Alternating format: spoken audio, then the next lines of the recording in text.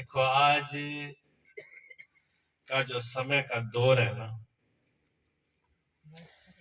भागा दौड़ी का है। आदमी कम वक्त हो गया। ये कहे आदमी बड़ो कम वक्त है। वो लोग बालते तो उसको है भी कि इसको गाली के रूप में उपयोग कर रहे हैं, लेकिन ये गाली नहीं है। वक्त कहते हैं टाइम को, समय को। भी आदमी के पास में समय नहीं है, टाइम नहीं है। बाज रहा है सुबह से शाम तक, शाम से सुबह तक, रात को नींद में भी बेहोश हो जाए तो बस की बात को नहीं। बाकी जब तक होश है ना, तब तक ब्लेड रुके को नहीं, पेट्रोल खत्म हो ही को नहीं। और सब चीज का पेट्रोल खत्म हो जाए, इसका खत्म नहीं होता। होगा तो सही, एक दिन तो होना ही है, और टाइम आ जाएगा तो। पर जब तक परमात्मा ने इसकी लिमिट डाल रखी है, रुकने वाला नहीं है। ऑटोमेटिक सिस्टम और हो गया, अब ब्रेक होना जरूरी है। सेल्फ स्टार्ट तो होगा। विज्ञान ने उन्नत करी ना, वैज्ञानिकों ने अभी बहुत ज्यादा प्रगति कर ली। पहले क्या हैंडल मारते थे, किक मारते थे, आजकल सेल्फ स्टार्ट, तो चाबी लगाओ स्टार्ट है।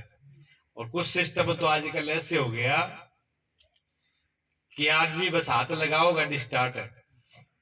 गाड़ी के अंदर बैठो स्टार्ट, गाड़ी के अंदर बैठो गाड़ी चल देगी।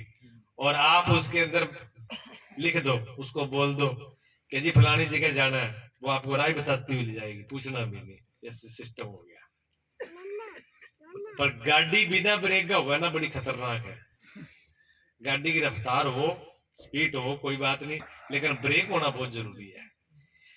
बिना गाड़ी ब्रेक की जो गाड़ी है और उसकी रफ्तार के जी 500 किलोमीटर प्रति घंटे के हिसाब से चलती है, क्या होगा फिर उसका? बहुत खतरनाक है। वहां पता नहीं चलेगा भी वो कहां जाएगी। जानो सासर है, मेरे को रिपोर्ट हो रही किठेगी, सासर ला रही रहेगी। पीर और सासरा दोनों पार कर जाएगी, यानी ना इस घर की ना उस घर की। पीर मेरे परमात्मा घर, ससुराल में संसार माया। ना माया का रहेगा, ना संसार का रहेगा, ना भगवान का ही रहेगा। दुविधा में दोनों गए, माया मिली ना राम। बिना ब्रेक की गाड़ी इसी है जी। पर दुविधा में ना राम मिले ना माया मिले, हालत ये है। और आदमी की हालत ये है। और माया भी तो समझ में आ नहीं रही भी बीमारी क्या है। माया तो आज तक किसी ने पकड़ नहीं पाई, पकड़ी तो बता दो। हजार नोट रखे हमारे गंदे के लागे, 1000 के नोट एक बोरी भरी पड़ी है। कितनी जरूरत है तो बताओ। मजाक तो कर नहीं रहा हूं, सचमुच है। क्यों प्रीतम चाहिए आपको? लोग उसको उधर ही कौन खाब पूरी पहले बेद पूरी बांध देता क्या, पूड़ियां बंद नहीं काम का कोई वो बेकाम हो गया। वो उनकी कोई कीमत नहीं रही, ठीक है ना। 2000 नोट की उनकी कोई कीमत नहीं रही, क्योंकि वो अमान्य हो गए। उसके जो उसकी मान्यता थी, वो मान्यता खत्म करने के बाद अब उसका कोई वैल्यू नहीं है। कागज का टुकड़ा है वो, ठीक है ना। और वो तो मान्यता रद्द कर दी तब ऐसे, और जिनकी नहीं करी वो क्या वो काम आएंगे? जिनकी रद्द नहीं करी वो भी काम नहीं आएंगे। आए नहीं अभी तक, हमारे काम अभी तक आए नहीं है। बात एक एक समझने की है, ठीक है ना। जो भी महापुरुषों ने कहा है, अभी भैया वाणी बोली, संतों के शब्द बोले, वो संतों के शब्द है, वो उनमें विषम में रहस्य है। बिना रहस्य का, बिना मतलब का एक भी नहीं है। वंदना भी रहस्य है, चेतावनी भी रहस्य है। महापुरुषों ने जो अंदर के बाहर के जो बताए हैं, वो सब अच्छे हैं, संकेत किया गया है। समझना है, समझ हमको आनी चाहिए। कैसे आए? भजन से आए, शब्द से आए। उनमें भी शब्द है, उनमें भी शब्द है, ठीक है ना। तो जो बात हमें समझने के लिए, सत्संग किसके लिए होता है? समझने के लिए होता है। सत्संग किसके लिए? ज्ञान के लिए। बिना समझ और बिना ज्ञान के, अब मैं आपसे ये पूछूं कि आपको प्यास लगी हो, प्यास लगी हो बहुत जोर से, और एक तरफ ये लोटा पानी का रखा है, यहाँ पे पड़ा ना सामने, ये लोटा पानी का रखा है, इसकी कीमत 1 लाख है इस लोटे की, ठीक। और पास में जो पड़े हीरे ज्वारात नोट पड़े हैं फ्री में, जिसको प्यास लगी है वो कौन सी चीज लेगा? फ्री वाले वो नोट उठाएगा, कंकड़ पत्थर उठाएगा, या पानी की कीमत देगा? पानी की कीमत देगा, ठीक है। क्यों देगा पानी की कीमत? जरूरत है उसकी। प्यास लग रही है, उसके बगैर प्राणों का रहना मुश्किल है, हमारा जीना मुश्किल है। अगर हम नहीं जी पाए तो ये कागज के टुकड़े, हीरे ज्वारात, ये सब बेकार है, कोई काम के नहीं है। गलत तो नहीं? इसे थोड़ा उल्टा करके देख लो, थोड़ा सा उल्टा करके देख लो। अब यहां पर रखा, आपको प्यास नहीं है, प्यास आपको है नहीं, और अब हम ये कह रहे हैं जी यहाँ पर सब कुछ फ्री में ले लो जो चाहिए, क्या उठाओगे? पानी का लोटा कौन देख रहा है? अब तो निगाह माया पर है, अब निगाह माया पर। क्यों माया पर है? पानी की जुत्ती कि अब हमें उसकी जरूरत नहीं है। बस जिंदगी में ये समझ लो कि हमको जिंदगी में जरूरत है। अगर हमने अपनी जिंदगी की जरूरत समझ ली ना कि क्या है, हाँ, अतो जिज्ञासा, ब्रह्म जिज्ञासा, उपनिषद का पहला जो सूत्र है, इसको सूत्र बोलते हैं, ऋषियों ने सूत्र बोला, सिर्फ इतना शब्द बोला, अतो ब्रह्म जिज्ञासा, परमात्मा की प्यास, सत्य की प्यास, भगवान की प्यास, सिर्फ इतना सा शब्द बोला उन्होंने, उपनिषद का पहला, और उसका नाम लिखा पहला सूत्र। सूत्र का मतलब होता है कि पूरी शास्त्र की, पूरी वेदों की, पूरे विद्याओं का जो सार है वो एक शब्द में कह दिया। बहुत सी बातों को एक ही बात में कहना हो तो उतनी बात में कंप्लीट कर देना। जो ये है ना लिखने वाले पत्रकार, पत्रकारों की पढ़ाई आपने देखी है? पत्रकारों की पढ़ाई ऐसी होती है, शॉर्ट में होती है, कितनी फटाफट आप बोलते जाओ वो लिख देंगे, वो एक लाइन एक अक्षर में लिख देते हैं। उनकी पढ़ाई ऐसी होती है, मैंने देखी है, पढ़ी तो नहीं लेकिन मैंने देखा हुआ है बच्चों को पढ़ते हुए। बहुत शॉर्ट एंड होती है, और वो सारी बात बता देंगे कि क्या भाषण बोला है, फटाफट पढ़ के बता देंगे। हम नहीं लिख पाएंगे ना बोल पाएंगे, लेकिन वो पढ़ाई ऐसी है, वो एक अक्षर में पूरी क्या बोल के पूरा काम कंप्लीट हो जाता है। कई बाटी में लिखे जी। अच्छा, वो उनका तो मुझे बता दे वे कैसे लिखते, लेकिन उनकी भाषा है। शॉर्ट में बहुत बड़ी बात को थोड़े में कह देना, ठीक है ना। महापुरुषों ने ऐसे बताया है कि जिंदगी बहुत बड़ी है, नहीं है ये जिंदगी, हमने सोचा ना बहुत बड़ी है, बड़ी नहीं है। जिंदगी बहुत थोड़ी है, और थोड़े में हमें काम बहुत करना है, इसलिए थोड़े में ही उन्होंने इशारा कर दिया। पकड़ना किसको है? हमको। चलना किसको है? हमको। अब हमारी प्यास क्या कह रही है? हमारी प्यास नहीं है। अगर हम माया में उलझ रहे हैं, संसार की तरफ जा रहे हैं, भाग रहे हैं, बिना ब्रेक की गाड़ी हमारी चल रही है, तो ये बात निश्चित रूप से जान लें कि हमारी प्यास नहीं है। प्यास का मतलब हमें ज्ञान ही नहीं है। मैंने कहा आप क्या चुनोगे? आपको ज्ञान था कि मैं प्यासा हूं, मुझे जल चुनना है, तुरंत आपने जवाब दिया। अब हमें कोई ज्ञान मतलब ही नहीं है, क्या चाहिए मेरे जीवन के लिए फायदेमंद क्या है। अब हम क्या चुनेंगे? जो मिल जाए फ्री में, और जो ज्यादा चमकदार, चमक दमक, खान पीन, मस्ती की चीजें वो जल्दी चुन लेंगे। हम भगवान का नाम, तपस्या, जप, सत्संग, पूजा पाठ, नियम, धर्म, संयम, ब्रह्मचर्य, मर्यादा, सदाचार, माता पिता की सेवा, दान, पुण्य, ये क्यों चुनेंगे? हमें क्या जरूरत है? इनमें तो हमको कष्ट होगा, मेहनत होगी, कुछ जीवन में अपनाना पड़ेगा, जिंदगी दांव पर लगानी पड़ेगी। हम वो ना चुनेंगे जिसमें कुछ नहीं करना, मौज मस्ती करते चलो, कहीं पर बैठ जाओ, कहीं गपशप डालो, कहीं सुट्टा मार लो, कहीं हुक्का पी लो, कहीं पेन खींच लो, कहीं कुछ कर लो, जो आए सो करते रहो, क्या फर्क पड़ता है। जिंदगी मिली इसलिए, दोबारा बार बार थोड़ी मिलेगी। एक कर मिली है बस, ठीक है ना, एक बार मिली है, उसको उड़ा दो जैसे उड़ाई जाए, वो होता है, ठीक। आज के टाइम में बहुत भागा दौड़ी है, ठीक, ये नहीं कि बच्चा नहीं, आज के जो युवा बच्चे हैं ना, पढ़े लिखे, मेरी बात होती है, जो बच्चे आज के पढ़े लिखे हैं वो सोचते हैं, विचार करते हैं कि हम बहुत पढ़ रहे हैं। पढ़ाई देखी उन बच्चों की, मेरा देख के दिमाग खराब हो गया। इतनी पढ़ाई, हमने तो कभी ऐसी पढ़ाई करी नहीं जी। हमारे टाइम में पढ़ाई होती थी, ऐसी पढ़ाई थी कि खेलने को खूब टाइम मिलता था, मौज मस्ती।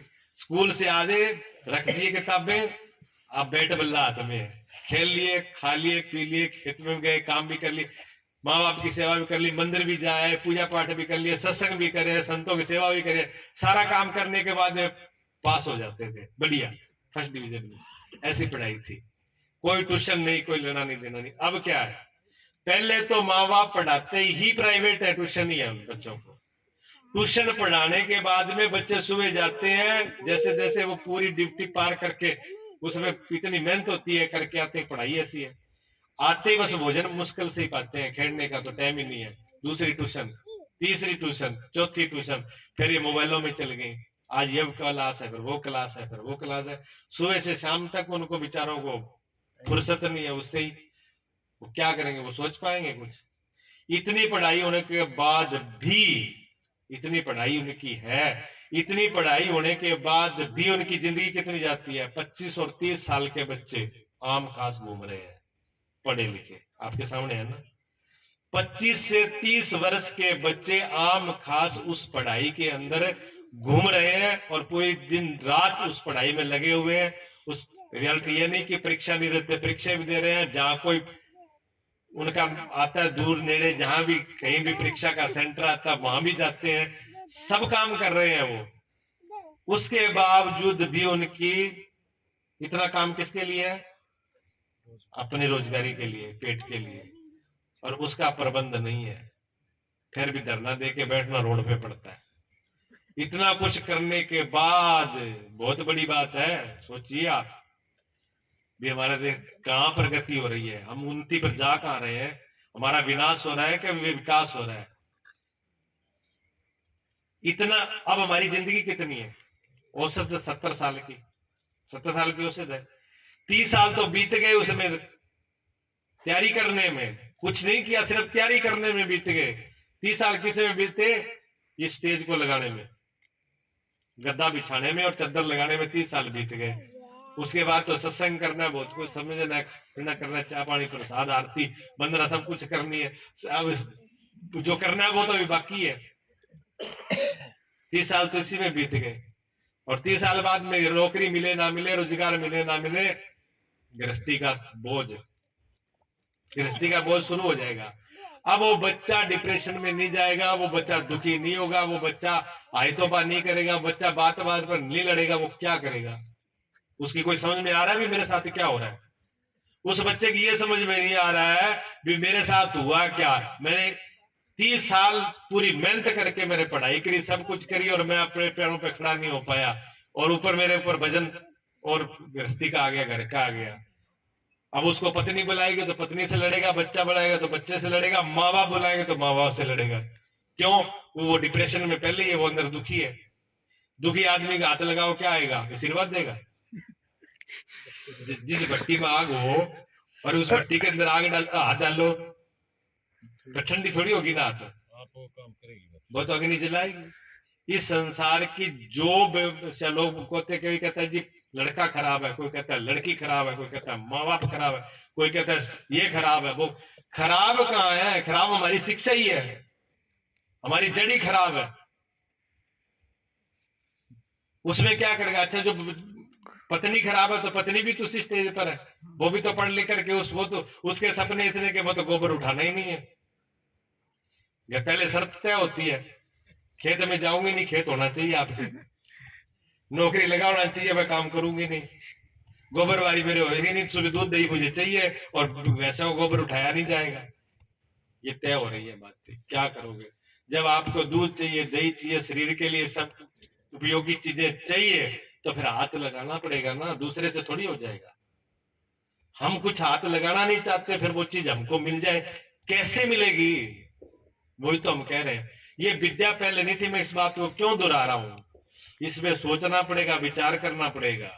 आज तक जब भी कुछ गड़बड़ हुआ है इसके अंदर, तब तब संतों ने ही बातें उठाई है, राज दरबारों तक संतों ने ही बात पहुंचाई है कि व्यवस्था गड़बड़ हो रही है, इसको सही करो।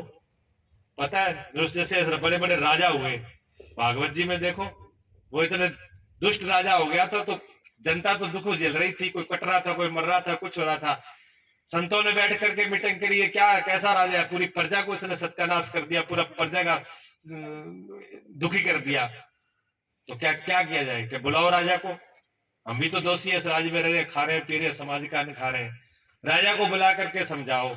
ऋषियों ने कहा कि अगर राजा नहीं माना तो, क्या नहीं माना तो उसको दंडित कर दिया जाएगा, राजा को श्राप दे दिया जाएगा। उनके अंदर तपस्या की ताकत थी।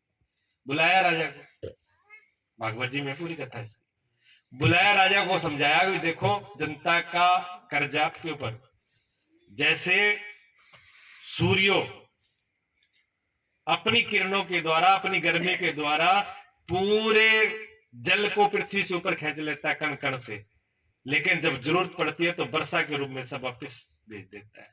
सरकार कर लेती है, टैक्स लेती है जनता से, लेकिन जरूरत पड़ने पर जनता की देखभाल भी वही करती है। अगर वो ऐसा नहीं करती तो दोषी होता है, राजा दोषी होता है। समझाया उसने, कहा देखो आप अपना ज्ञान अपने पास रखो, हम अपने तरीके से। देखो अहंकार होता है ना, अहंकार में सुनाई नहीं देता, अहंकार में सुनते नहीं है, अहंकार में आदमी अंधा और बेरा हो जाता है, ना तो दिखे सही ना सुने। घर के अंदर भी हम राजा पे ना लें, घर में भी ये बात समझ लो, जब व्यक्ति घर में चाहे बेटा हो, चाहे भाई हो, चाहे बंधु हो, चाहे बच्ची हो, चाहे बहू सास कोई भी की हो, जब वो न सुने सियाने व्यक्ति की, घर समझदार व्यक्ति की बात ना सुनो तो समझो भी अहंकार में, किसी ने किसी ऐब में, किसी ने किसी नशे में, किसी ने किसी मद में अब वो बहरे अंधे हो चुके हैं, और उसका परिणाम कभी भी अच्छा नहीं होता है। तो वो घर, जो बच्चा इस स्टेज पर जाएगा वो बिगड़ेगा, कोई भी हो। एम जो है विनाश का कारण होता है। कहते हैं ब्रह्मा जी को भी एम अहंकार हो गया तो ब्रह्मा जी का भी विनाश हुआ। देखो ब्रह्मा जी को अहंकार हुआ, भगवान के वो ग्वाल वाले और बछड़े चुरा के ले गया, तो समझ में नहीं आया। इंद्र को अभिमान हुआ कि मेरी पूजा नहीं कर रहे, गोवर्धन जी की पूजा कर रहे हैं, ठोक दो वर्षा, इतनी वर्षा कर दो ऊपर। लेकिन क्या भगवान ने जिनकी रक्षा करी कुछ कर पाए? ना इंद्र कुछ कर पाया, ना ब्रह्मा जी, आखिर हाथ जोड़ के सामने खड़े हुए। उनमें तो फिर भी इतनी समझ थी कि उन्होंने हाथ जोड़ करके प्रणाम करके अपनी गलती को क्षमा करवा लिया। लेकिन हमारे अंदर, हमारे में इतनी समझ नहीं है कि हम अपनी गलती करके गलती मान लें। हम अपनी गलती करके गलती नहीं मानते। महापुरुषों ने क्या कहा? महापुरुषों ने कहा महान कौन है? महान कौन है? महापुरुषों ने क्या कहा? महान कौन है?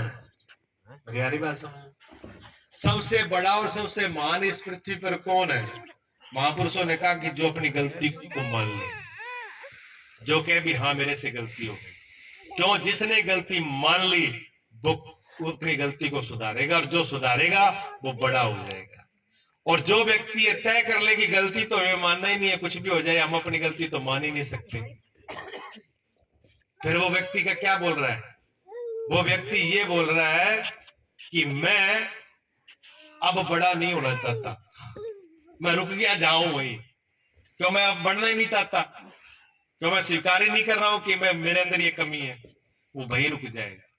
तो महापुरुषों ने तो अपने अपने दोषों को, अपने अपने दोषों को हर वक्त गिना, देखा और उजागर किया, छुपाया नहीं। किसी महापुरुष से आप इतिहास पढ़ के देख लो, बड़ी से बड़ी गलती हुई है, उन्होंने ये नहीं कहा कि साहब हमने पर्दा नहीं डाला, स्पष्ट कर दिया ये गलती हमसे हुई, और लोगों ने भी उस बात को स्वीकार किया। भी चलो, रास्ते जाते गलती किसी में उसकी। कबीर साहब कहते हैं चलते मार्ग जो गिरे तासर नहीं करने दोष है, और कहे कबीर जो पड़ा रहे ताके करने कोश है। कहते रास्ते में कोई चलेगा तो गिरेगा, गिर सकता है, जो चलेगा वही गिरेगा, जो पड़ा ही है चलेगा ही नहीं वो गिरेगा कहां से? अगर कोई काम करेगा तो काम बिगड़ेगा। जिस आदमी ने कभी काम किया ही नहीं है, अब सेवा करता नहीं है, परोपकार करता है, दूसरे के किसी काम में आता नहीं आदमी, और दूसरे घर बैठा बैठे दूसरे इसको क्या काम कर रहे हैं? एक काम बिगड़ गया, 100 काम बढ़ाए और एक बिगाड़े, वो 10 बारी उस पर लेक्चर देगा, देखो इसको ये अकल है, ये काम बिगाड़ दिया, इसको कोई करना आता है, गांव ने इनको सौंप रखा है। और भी जो कर रहा है उसे कहता बिगड़ेगा भी। लेकिन जिससे बिगड़ जाए वो उस बात को जो सहज है, स्वाभाविक है, समझदार, वो मान स्वीकार कर लेता है। काम करने में किससे नहीं बिगड़ता। माता बहने घर पे रोज भोजन बनाती है तो सब्जी रोज थोड़ी है नहीं रोज अच्छी बन जाए, कभी कभी खराब भी हो जाती है। तो इसका मतलब ये होता है कि वो बनानी नहीं जानती। हो जाता है काम करते में तो बिगड़ता भी है, ऐसा होता है। तो समझना बहुत जरूरी है, जरूरी है। तो ऋषियों ने बुलाया, उनको माना नहीं राजा ने, माना नहीं राजा ने तो श्राप दे दिया ऋषियों ने कि जा, अभी इस नहीं मान रहा है, जनता को दुखी कर रहा हो, तो तुम इस गद्दी पर रहने लायक नहीं हो, तुम मृत्यु को प्राप्त हो। सीधा श्राप मृत्यु कर दिया, मर गए, खत्म हो गए। खत्म होने के बाद में राज्य बिना राज के भी, बिना धनी के घर नहीं चलता, बिना राज के राज भी नहीं चलता है।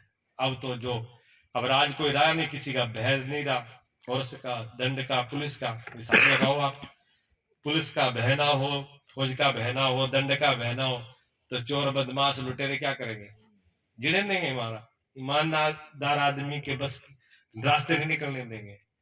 अब इतनी अराजकता हो गई। अब ऋषियों ने फिर मीटिंग करी, उन्होंने कहा ये तो और आफत खड़ी हो गई। सोचा तो भले के लिए था, और थोड़ा बहुत लोग इसे डरते थे, अब वो भी जो है खत्म हो गया। अब तो सब चोर थे, सब जिसको चाहे वो लूट रहे, दिन रात लूट मार पड़ी है। तो क्या किया, तो उनकी जहां से मंथन करके, कहते फिर मंथन किया गया, फिर विचार विमर्श किया गया, फिर द्वारा राज्य की स्थापना करी गई। तो ये होता है, अब पहले भी होता था, अब भी होता है, ऐसा नहीं है। जनता आज भी चुनती है, आज भी राजाओं को चुनती है, लेकिन जनता क्या करे, जनता निर्णय नहीं ले पाती।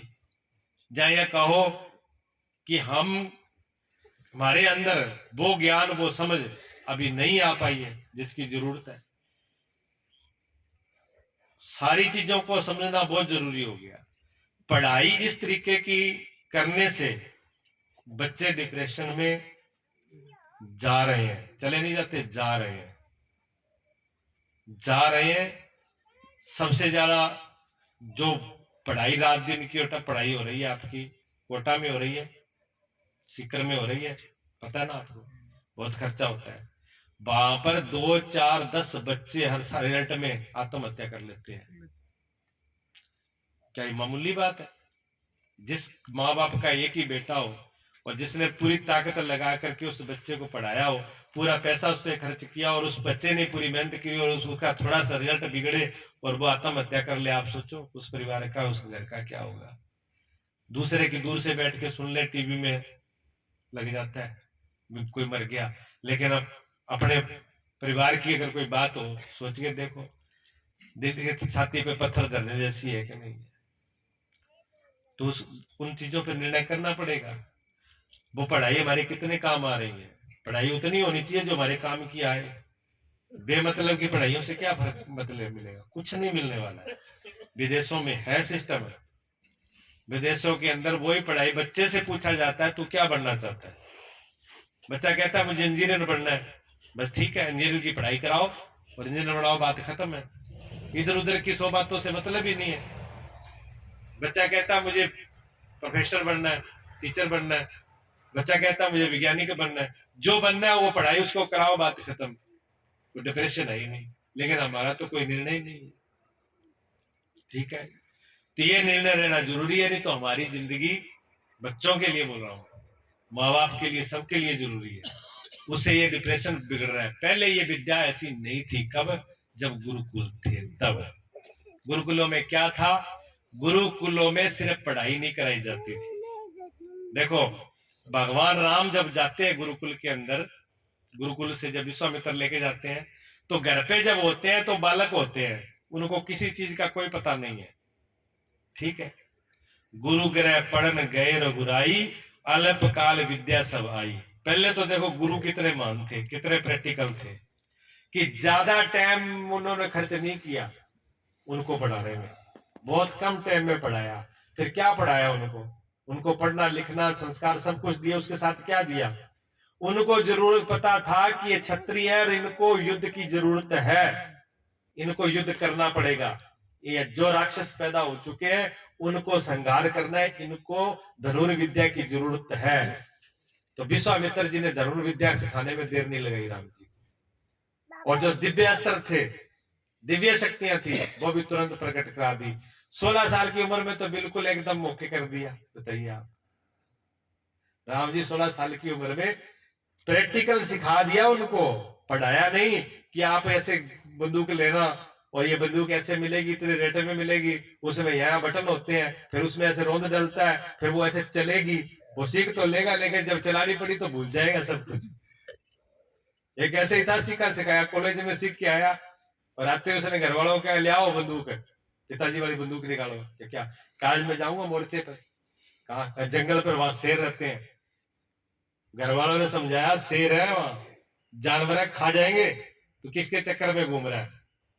लेकिन नहीं माना, वो गया जाके मोर्चे पर बैठ गया, बंदूक लेके मोर्चे पर बैठा जैसी, और शेर ने मारी धाड़ नीचे, मोर्चे से नीचे, बचाव से नीचे आ गया। लोगों ने उठा के ले आए काम के ले आए। उसे कहा कि भैया तू ये बता, जब तेरे पास बंदूक थी तो फिर नीचे क्यों डर के गिर गया। उन्हें कहा भाई बंदूक तो पहले ही गिर गई थी, मैं तो बंदूक नहीं गिरा हूं, बंदूक तो शेर को देखते ही गिर गई थी। तो सीखी सिखाई विद्या है, वो काम नहीं करती। जीवन में जो जी है वो काम करती है। आपको भी पता है, जो जिम्मेदारा कर रहे हैं उनको पता है कि जिम्मेदारा कैसा होता है। अब वहां से दिल्ली से आके कोई डॉक्टर आपको समझाए कि जी जिम्मेदारा ऐसे होता है, आप डॉक्टर को समझा के भेज दोगे, क्योंकि आपको पता है रात दिन उसमें लगे हुए हो। ये प्रैक्टिकल है। प्रैक्टिकल गुरुकुलों में होते थे। बच्चों को आज क्या चाहिए, 30 साल की उम्र सिर्फ आपने अक्षर पढ़ाने में, अक्षरों में लगा दी। वो 30 साल में बच्चा बिल्कुल आपके पैरों पे खड़ा हो जाता अगर गुरुकुल में प्रैक्टिकल होता तो। होता क्या नहीं बताइए आप। 30 साल से जब गुरुकुल से आता तो बिल्कुल उसको जीविका के लिए सोचना नहीं पड़ता, वो जीविका उसकी तैयार होती, फ्री होता हुआ एकदम। उसको पता है मेरा रास्ते साफ है, कोई दिक्कत नहीं। चाहे अब वो गृहस्थी में जाए चाहे व्यक्ति में जाए, अब वो कहे कि देव मुझे तो स्वतंत्र रहना है, समाज की सेवा करना है, मुझे गृहस्थी में नहीं जाना, मुझे परमार्थ के रास्ते जाना है, कोई दिक्कत नहीं। ऐसे होता था। अगर वो कहे कि ठीक है मुझे जो परमात्मा की सृष्टि है, माता पिता के कुल को चलाना है, उसका जिम्मेवारी है मेरे पे, कोई दिक्कत नहीं। वो दोनों जिम्मेवारियों को निभाने के लिए तैयार है। ठीक है ना। ये प्रैक्टिकल ये खत्म हो गया, इसलिए समस्या आ रही है। थोड़ा कीर्तन कर लो, आलस हो जाएगा। बोलिए सतगुरुदेव भगवान।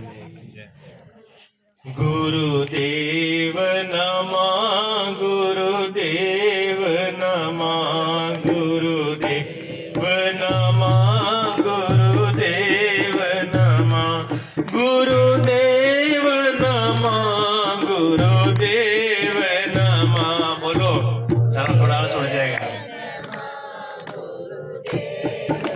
माँ गुरुदेव नमः, गुरुदेव नमः, गुरुदेव नमः, गुरुदेव नमः, गुरुदेव।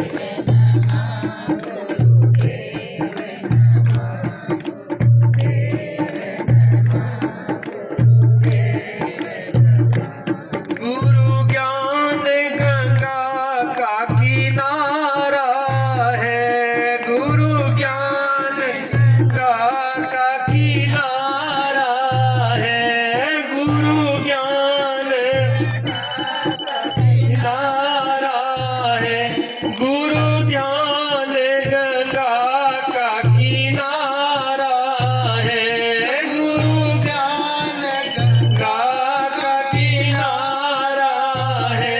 गुरुदेव नमः, गुरुदेव नमः, गुरुदेव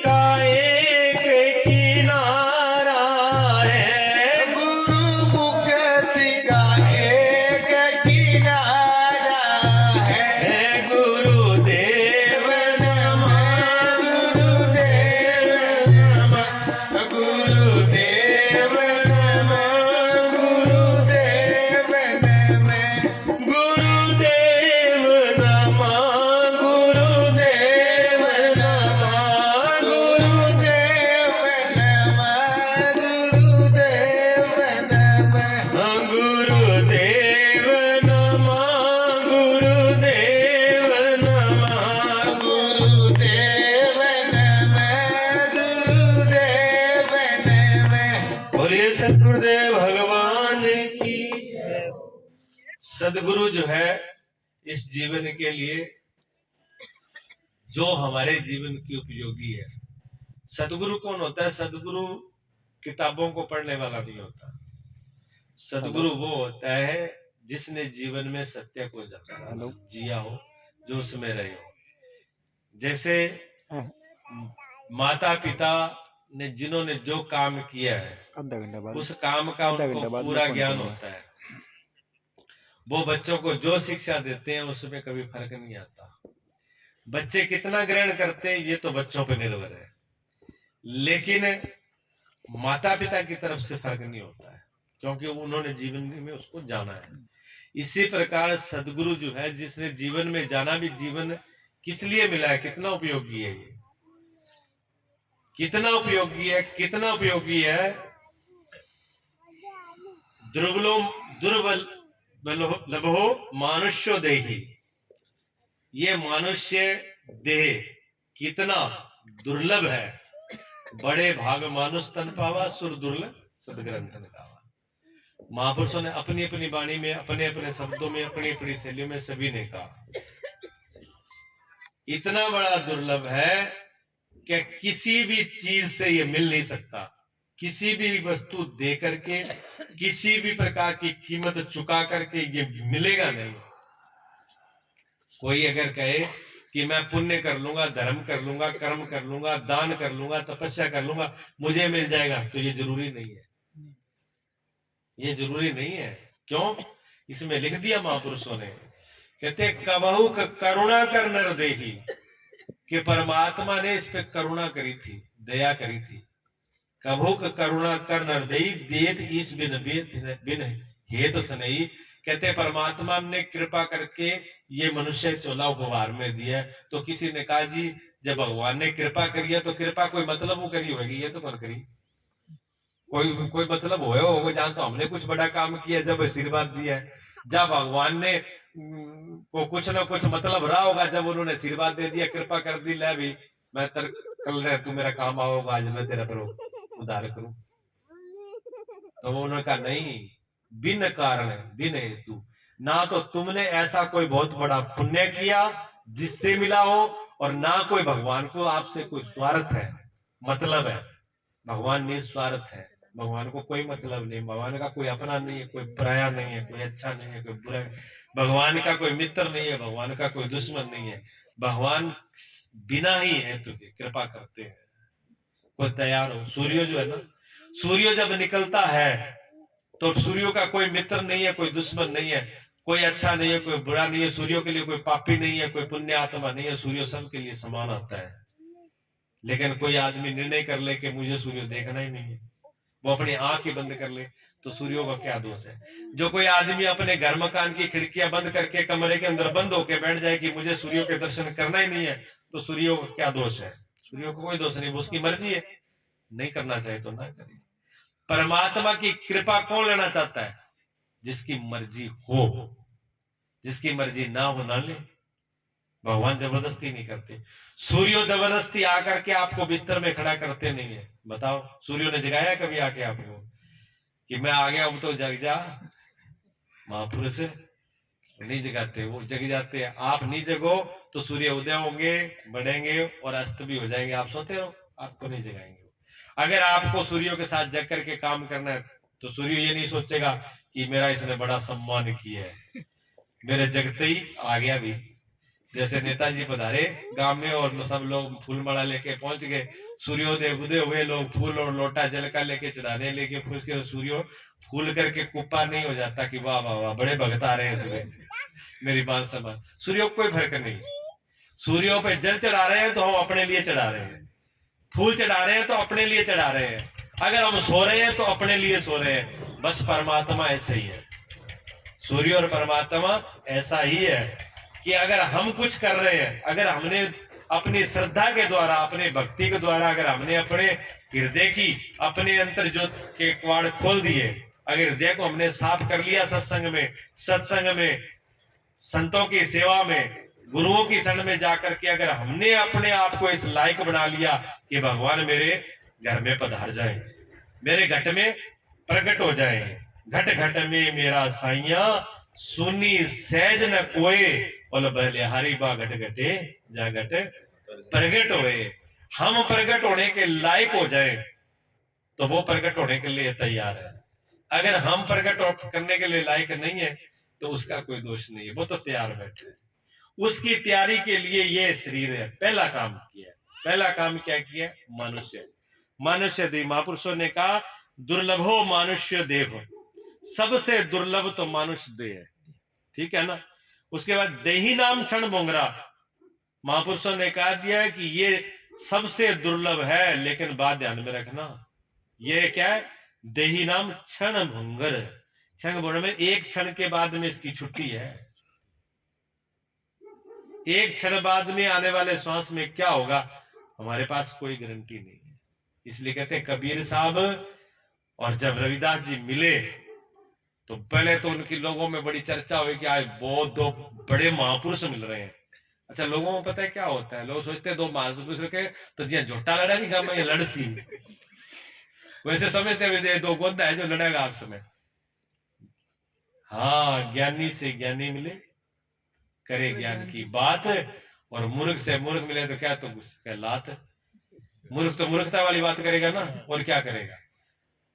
अगर जहां सत्संग होता है तो कुछ लोग तो ये सोचते हैं हाँ आज सत्संग है, देखेंगे कौन बाणी किया बोल रहा है, आप डाल देंगे, आप ये शब्द बोल देंगे, वो ये कर देंगे, पूछ लेगा महाराज जी के ऊपर ला जाओ कितना पानी में बड़ा अंदर मतलब बचूल उठ बोक रहा है।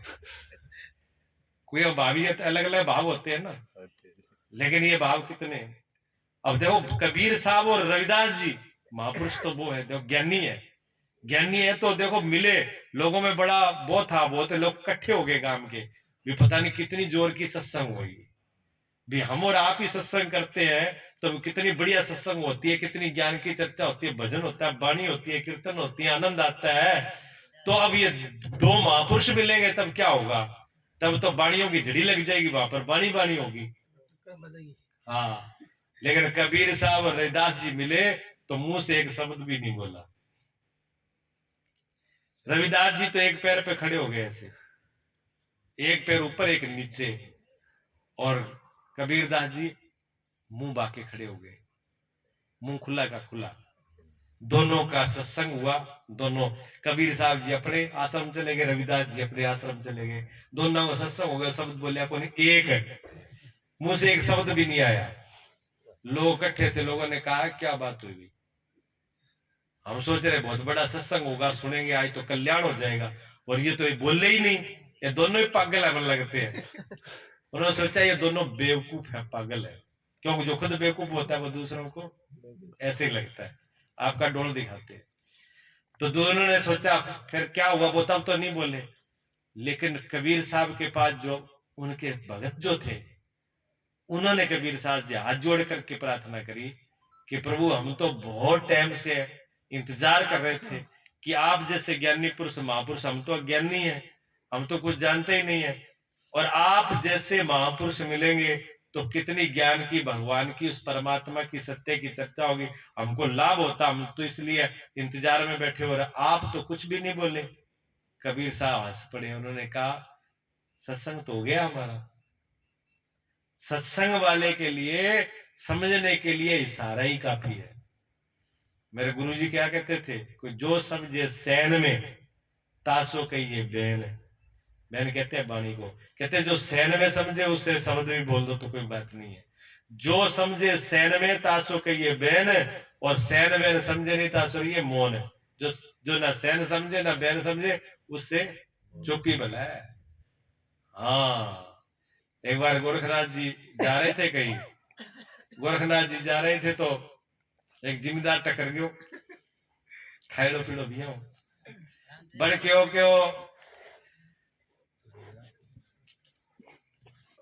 को भी शांति रखो, किसी को नहीं सुनना हो तो पंडाल से जा सकता है। हाँ, विघ्न पैदा नहीं करें। बोलियो वो बात पर बोलियो। अच्छा, बात पे बोले तो कोई बात नहीं, मतलब किसी को कोई अगर बुरा लगता हो नहीं बुरा बोलना तो हाँ कोई बात नहीं। जमींदार को टप्पोरी से बोलियो। हाँ जी, तो सुन लिया, संत थे, फकीर थे, फकीर रास्ते से जा रहे थे तो उन्होंने कहा कि पूछ लिया कि जी महाराज आप कौन है? कहने लगे जी मैं गोरखनाथ। ओ हो, आप गोरखनाथ जी हो, बड़ा नाम सुने, आप तो सिद्ध पुरुष महापुरुष बड़े वो हुए, भगवान के अवतार हो। हाथ में तंगड़ी चक रखी से, हाथ में तंगड़ी थी। उसने कहा महाराज आप इतने सिद्ध पुरुष, ये बताओ ये तंगड़ी गठ लगेगी? गोरखनाथ समझ गया मूर्ख के पल्ला पड़ गई। और जैसो कहा भी सिर पे लगेगी तो पैरों पे मारेगा, जैसे पैर पे लगी तो सिर पे खोपड़ी पे मारेगा, इसको तो उल्टा मारना है। हाँ, तो गोरखनाथ जी ने तुरंत जो है पानी की भाषा बदली। अरे क्या भाई किसकी बात कर रहा है तो? वो गोरखनाथ से, वो सिद्ध महापुरुष हुए, वो गोरखनाथ थोड़ी हूँ, मैंने गोरखियो गोरखियो क्या है गांव में, मैं तो ये गांव में भी ही हूँ, मैंने गोरख गोरख नाम टेका रखा, मैं कोई महापुरुष को नहीं, कोई महात्मा को नहीं बहुत बड़ो। तो महाराज फिर कोई मतलब नहीं थे थरा में महाराज, आपकी तंगली बुढ़ा रखी हो खेत में, गोरखनाथ जी आगे वो आगे आगे चला गया तो कोई समझदार मिला तो वो समझ गया भी कोई आदमी रास्ते में टिका है कि महाराज जी प्रणाम नमना रहे आदेश, आदेश करने के बाद में कहिए महाराज कैसे हो? हमारे भगत जी सा सत्संग हो गया था क्या?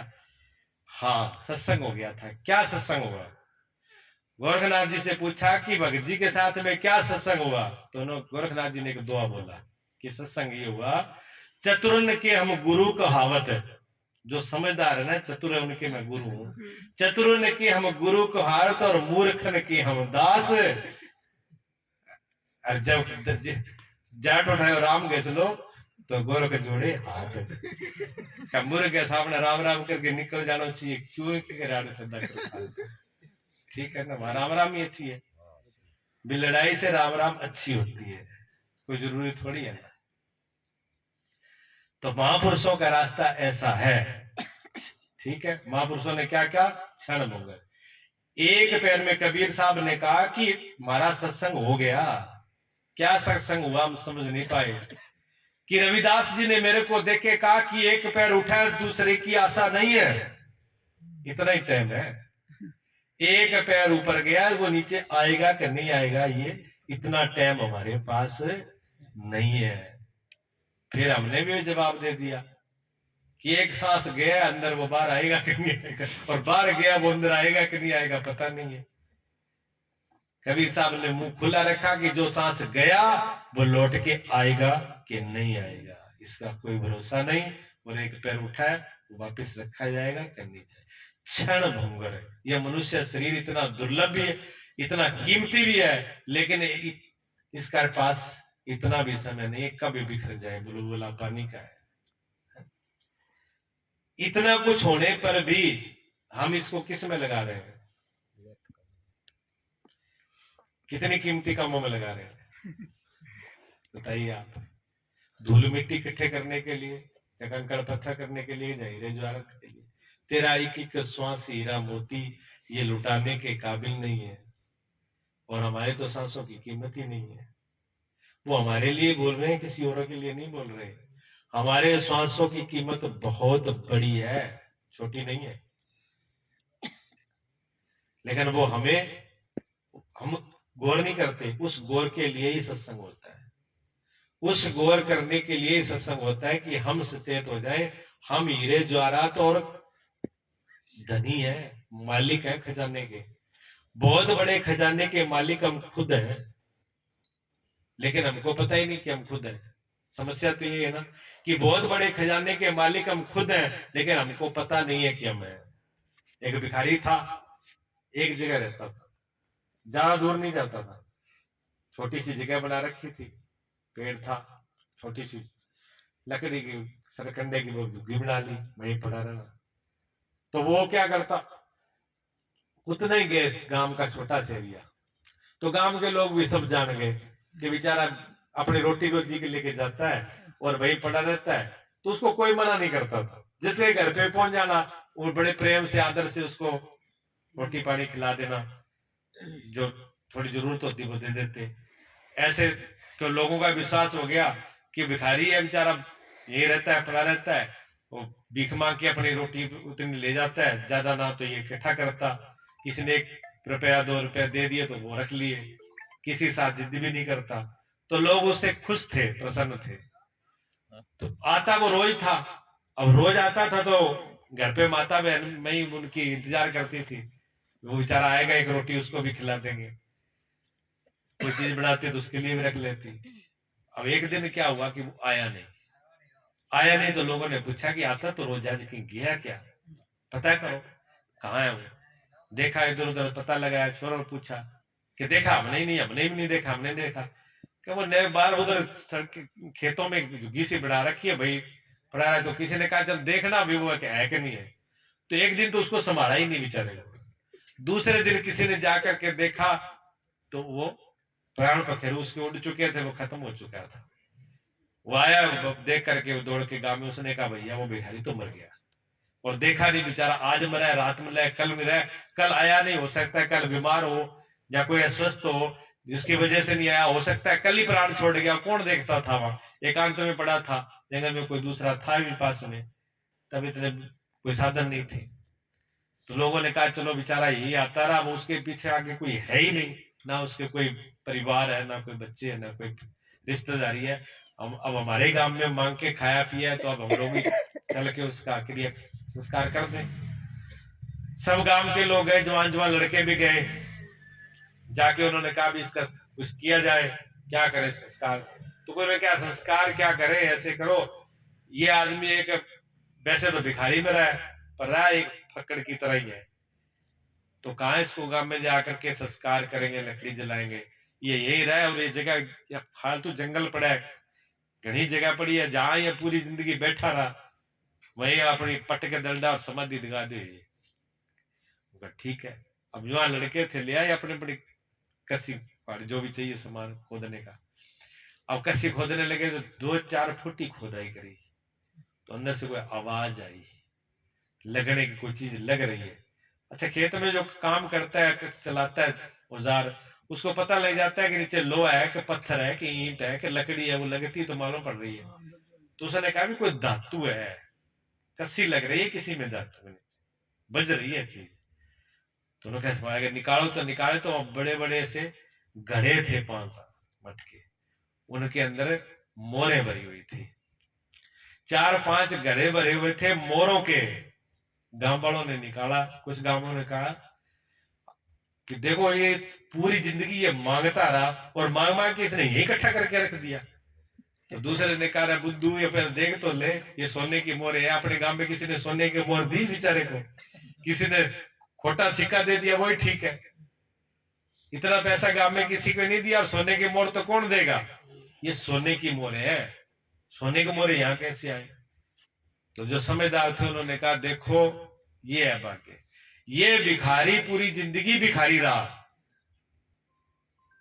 और मोर सोने और खदान के ऊपर बैठा रहा, मांगता सब जगह रहा, बैठा पूरी जिंदगी का रहा खजाने पर, मोरों पर, धनी था, सबसे बड़ा धनी था। लोगों ने कहा अभी ये भरने के बाद निकले, अब भंडारा तो बढ़िया करो। कहा हाँ भंडारा करो, 5-7 गांवों को नोता दो, खूब माल पानी खिलाओ, भंडारा करो। अब इतना धन मिला है तो लगाओ इसको, बढ़िया अच्छी जगह लगाओ, गौशाला में लगाओ, सेवा में लगाओ, हॉस्पिटल में लगाओ, कोई अच्छी चीजें बनाओ। किया, लेकिन उस व्यक्ति ने क्या किया, अपनी जगह पर देखा नहीं, टटोला नहीं। हमको अफसोस होता है कि कितना गरीब बेचारा रहा होगा, कितना अज्ञानी रहा है, जिसको ये पता नहीं है। क्या वो हम नहीं है, वो हम ही है, कोई दूसरा नहीं है। हमने सारी दुनिया में भागदौड़ करी, लेकिन अपना खजाना तो कभी टटोला ही नहीं। परमात्मा ने तुझे तो भर के भेजा है सब कुछ। शांति हम खोजने गए, शांति बार मिली नहीं। आनंद खोजने गए, आनंद बार मिला नहीं। ज्ञान खोजने गए, ज्ञान बार मिला नहीं। जिस चीज को भी हम खोजने गए थे वो बार मिला ही नहीं, जिन खोजा तिन अपने में। हाँ, मैं बोरी खोजन गई रही किनारे बैठे, जिन पाइया तिन पाइया गहरे पानी। कबीर साहब कहते हैं जिसने पाया उसने गहरे में पाया, और हम किनारे से लौटे। हमारा किनारा क्या है? पहली बात तो हम भजन ध्यान स्मरण करते ही नहीं है। करते हैं तो क्या करेंगे? आंख बंद करिए, आंख ही बंद करिए, अब अंदर तो गए ही नहीं, कहीं तो आंख से ही वापिस आ जाते हैं। और कोई कोई भला कोई दमदार होते हैं, थोड़े बहुत दमदार होते हैं, वो क्या करते हैं? वो आंख से आगे कहां चले जाते हैं? वो मन पर चले जाते हैं, और मन पे जाते मन बजा देता है तूफान। अब मन के तूफान देखते वो कहता है किसी शांति है, तो पहले आग लग रही है।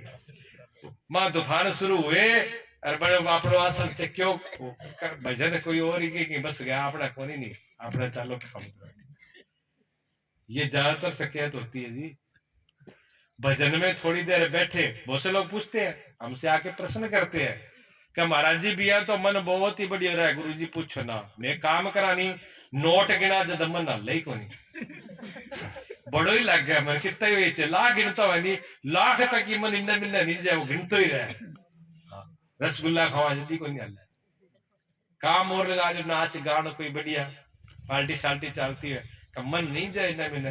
अरे एक वो और है, सब बात है, प्रातः काल उठ रघुनाथा, रामायण की चुपाई है, प्रातः काल उठ रघुनाथा, मात पिता गुरु नावे माथा। कि रघुनाथ कहते राम जी जल्दी टाइम उठता और माँ बाप को प्रणाम करते, गुरुओं को प्रणाम करते। अब प्रातः, आज का बच्चे पता है क्या करते हैं? प्रातः काल उठ अनाथा, अनाथ तो है वो अपना लड़की है कोई नहीं, बेरोजगार है, ठीक है नहीं, प्रातः काल उठ अनाथा और मोबाइल में मारे माथा।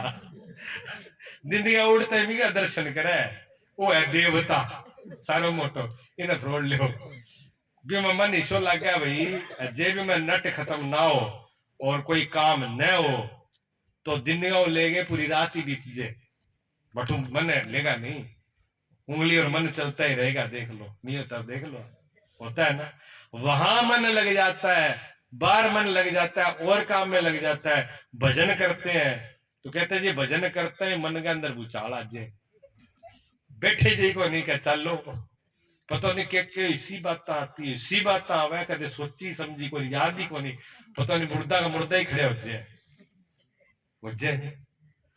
ये है किनारे पे बैठना, ये किनारे पे बैठना है, थोड़ा और गहरे जाओ। अगर वहां रुके रहे, उस मन को पार कर गए, मन जैसे शांत होगा, मन को पार जैसे ही करोगे, मन वाली परत जैसे ही पार जाओगे, फिर खजाना खुलना शुरू हो जाएगा। उसके बाद में खजाने शुरू हो जाएंगे, फिर ऐसे खजाने शुरू होंगे कि उठाए से भी ना उठोगे। घर वाले कहेंगे अब तो खड़ा हो जा, बहुत भजन कर लिया, ध्यान कर लिया, सुनेगा नहीं, फिर कहेगा वो तुम ही करो जो काम करना है करो, मुझे बैठ जाओ थोड़ा। खेत में जाएगा ना, थोड़ा बहुत ये देखेगा, अभी टाइम मिल जाए तो थोड़ी देर बैठ जाएगा, मोटा देखे। नानक देव जी को भेज दिया, गुरु नानक देव जी को भेज दिया, बच्चे थे ना तब, कि कोई काम नहीं तो आप ऐसे करो, भैंसे चराए आओ। भेजा था भैंसे चराने के लिए, पशु चराने के लिए, और जाके पेड़ के नीचे बैठ गए समाधि लगा के, भूल गए, पता ही नहीं पशु कहाँ है क्या, सब खुआ दिए। भागवत जी में कथा होती है जड़ भरत जी की, जड़ भरत तो कुछ भी काम के नहीं थे, अपनी मस्ती में रहते, घर वालों ने क्या कुछ नहीं करता बेवकूफ, जड़ कहते हैं मूर्ख है, कोई काम का ही नहीं है, तो कुछ नहीं तो जा खेत में जाके चिड़ी का गले उड़ा देना। भरत जी को खेत में भेज दिया, भरत जी लगा के मस्ती में समाधि में बैठ गए, चिड़िया सब खा गई खेत। जो उसी में मगन हो गया उसको बाहर फिर देखता ही नहीं, वो तो खजाने तो भरा पड़ा है अंदर, पर खजाने तक पहुंचे तो सही, खजाने तक पहुंचने में ही दिक्कत है। तो ये खजाने का पहुंचने का रास्ता परमात्मा ने दिया। सबसे पहले उन्होंने कहा दुर्लभ हो मानुष्य देहो, ये दुर्लभ है मानुष्य देह, और फिर क्या, देही नाम क्षण भंगुरा, ये शरीर जो है क्षण भंगुर है, इसका भरोसा नहीं है। लेकिन क्या, तत्रापि दुर्लभम मन है बेकुंठ प्रिय दर्शनम, उससे भी कहते हैं दुर्लभ, कहते हैं सबसे दुर्लभ इस संसार के अंदर, इस तीनों लोकों के अंदर है तो वो मनुष्य शरीर है, लेकिन वो क्षण भंगुर है, ठीक है। ऐसे क्षण भंगुर देह शरीर को पा करके, इससे भी ज्यादा दुर्लभ क्या है, इससे भी ज्यादा कीमती क्या है, इस शरीर से भी बढ़कर के कीमती है तो वो क्या है? कहते हैं प्रिय संत जनों, संतों का दर्शन, गुरुओं और संतों का दर्शन, महापुरुषों का, सदगुरुओं का, संतों का संग इससे ज्यादा दुर्लभ है। जिस खजाने में, जिस सत्य में, जिस कीमत में, जिस जीवन में आपका मन नहीं लग रहा है, उसमें वो लगा देते हैं। उस जो गेट आप पूरी इसको पाकर के नहीं खोल रहे, उसकी चाबी को खोल देते हैं। ठीक है ना? क्यों भगवान, क्यों संत दुर्लभ है? क्या ये बात भी स्पष्ट की है कि सबसे दुर्लभ क्या है, सबसे कीमती क्या है? मनुष्य का शरीर। कहते हैं फिर इससे भी ज्यादा दुर्लभ क्या है? भक्तों और संतों का संग, संतों का मिलना। कहते संतों जी, इतना संतों का ये दुर्लभ क्यों है? ऐसी क्या बात है? संतों साधुओं का, भक्तों का मिलना इतना दुर्लभ है, ये किस कारण से है? उसका क्या कारण है? उसका कारण भी बताया। क्या कहा? ना हम वसामी बेकुंठे, भगवान कहते हैं, योगी नाम हृदय नच। ये कहते हैं मैं बेकुंठ में नहीं बसता हूं। कौन कहते हैं ये बात कौन कह रहे हैं? भगवान कह रहे हैं कि मैं बेकुंठ में नहीं बसता हूं, मैं तीर्थ में नहीं बसता हूं, मैं काशी हरिद्वार वृंदावन में ही नहीं बसता हूं। कहां बसता हूं? अगर वृंदावन में, काशी में और हरिद्वार में अगर संत और भगत न हो तो भगवान वहां से विदा हो जाएंगे। वहां संतों की वजह से, भक्तों की वजह से भगवान है, नहीं तो वहां भगवान होते नहीं। तीर्थ किस वजह से है? जितने भी तीर्थ आप बता दो। आप सालासर जाते हो ना, सालासर को हनुमान जी प्रकट किसने किया था? मोहनाथ जी की समाधि बनी है। सालासर में मोहनाथ जी की समाधि बनी हुई है। वो संत थे, उनकी तपस्या से खुश होकर हनुमान जी वहां प्रकट हुए थे। जब हनुमान जी वहां पर प्रसन्न होकर के प्रकट हुए तो उन्होंने कहा कि मांग क्या मांगते हो, क्या चाहिए आपको? देखो संत का हृदय कैसा होता है। अगर स्वार्थी हुआ, मतलबी हुआ, जैसे आम आदमी होता है, तो कहते यार ये मन्ना आशीर्वाद दे, मेरा बाल बच्चा ठीक रहा, मैं धन दौलत बढ़िया खुशी मस्ती मारूं, बस आशीर्वाद दे, उधर काम करो। ऐसा नहीं मांगा। उन्होंने कहा प्रभु आप यहां पर विराजमान होकर के सबका भला कर दो, संसार में बहुत दुखी हैं, उन पे कृपा कर दो। देखो आशीर्वाद क्या मांगा, अपने लिए नहीं मांगा। आप यहां पर विराजमान हो जाओ और जो आपके दर्शन के लिए है उस पर कृपा कर देना बस।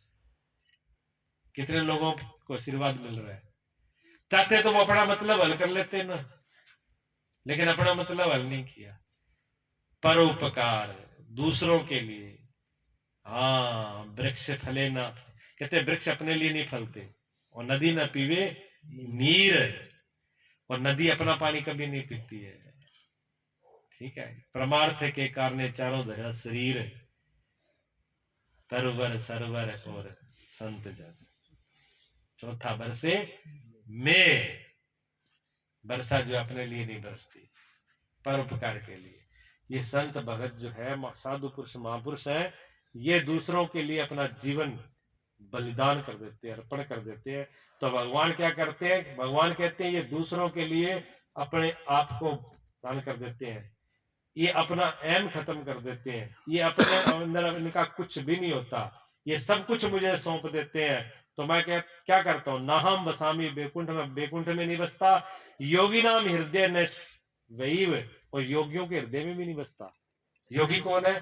जो कहते हैं प्राणायाम करके, श्वासों को रोक करके, तप करके मैं भगवान को बस में कर लूंगा, जब भगवान को पा लूंगा। भगवान कहते हैं मुझे आज तक किसी ने बस में कर नहीं पाया। हाँ, योगी ने मुझे बस में नहीं कर पाया। बड़े बड़े प्राणायाम करते हैं, सांसों को रोक लेते हैं, समाधि लगा लेते हैं, लेकिन तब भी भगवान उनको नहीं मिलते हैं। कहते हैं मद भक्ता यत्र ज्ञानती तत्र तिष्ठन्ति नारद। हे नारद, जहां मेरा भक्त है वहां में मेरा वास है। भक्तों के, संतों के हृदय में मेरा वास है। इसलिए जहां संत होते हैं, जहां भगत होते हैं, राम बुलावा भेजा, दिया कबीरा रोए, जो सुख है सत्संग में वो बैकुंठ है। कबीर साहब जी को बैकुंठ में बुलाया और कबीर साहब रोने लग गए। कहते जो संतों में जो सत्संग में है वो बैकुंठ में थोड़ी है।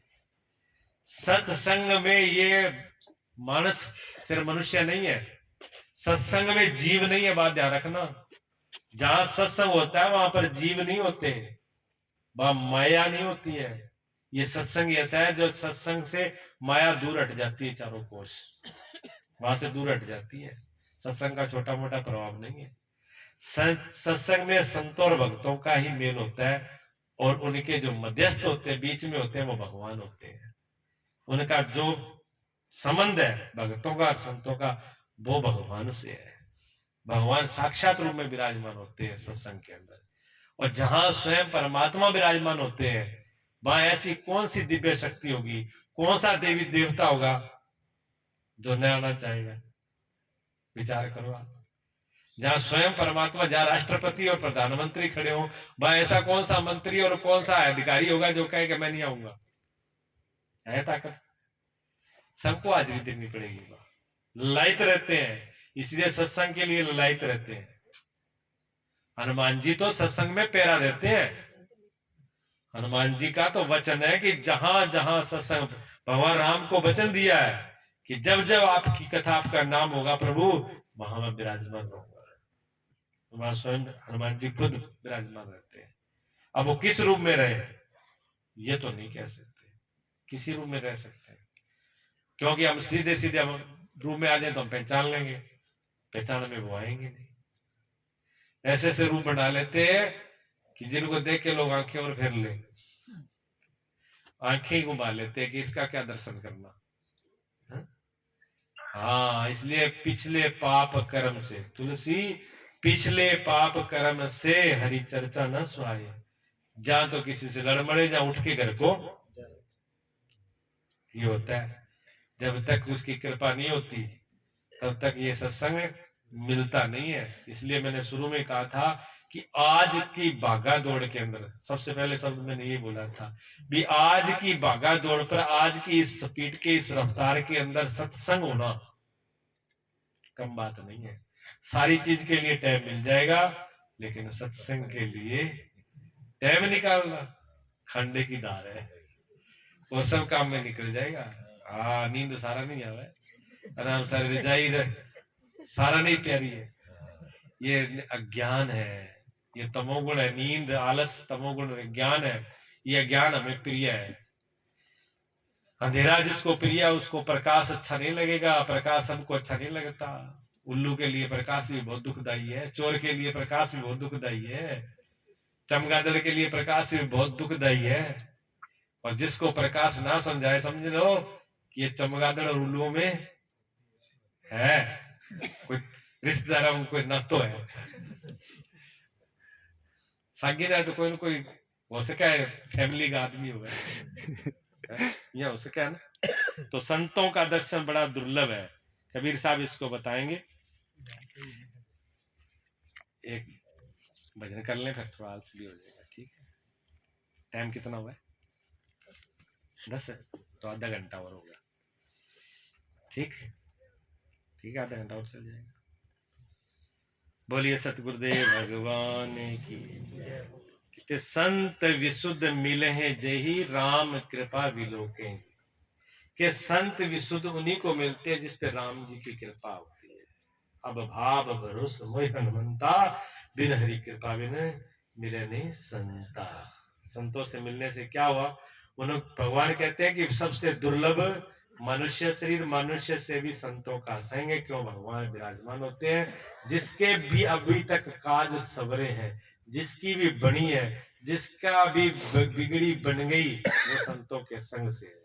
उसी के संतन के संग लाग रे, तेरी बिगड़ी बनेगी।